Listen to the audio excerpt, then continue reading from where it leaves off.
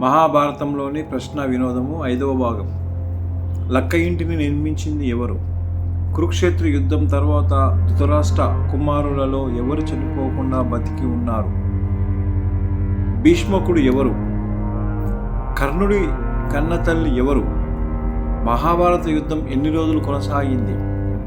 ఏకలవ్యుని తండ్రి పేరు ఏమిటి? అర్జునుడికి శివుడు ఇచ్చిన అస్త్రం ఏది? దుర్యోధనుడు చేసిన యాగం పేరు ఏమిటి? సుభద్ర అర్జునుల కుమారుడు ఎవరు? అశ్వత్థామ అత కుంజర అని పలికిన వారు ఎవరు? ఏకచక్రపురంలో భీముని చంపిన రాక్షసుని పేరు ఏమిటి? మహాభారతంలోని ఈ ప్రశ్నలకు జవాబులు రేపు చూద్దాం. అలాగే మా యొక్క ఛానల్ను సబ్స్క్రైబ్ చేయండి, మాకు సపోర్ట్ చేయండి, లైక్ చేయండి, షేర్ చేయండి. ఈ యొక్క వినోదము 10 మందికి అందజేయండి. ఈ యొక్క ప్రశ్న పత్రాలు మనందరికీ తెలిసే విధంగా చేయండి.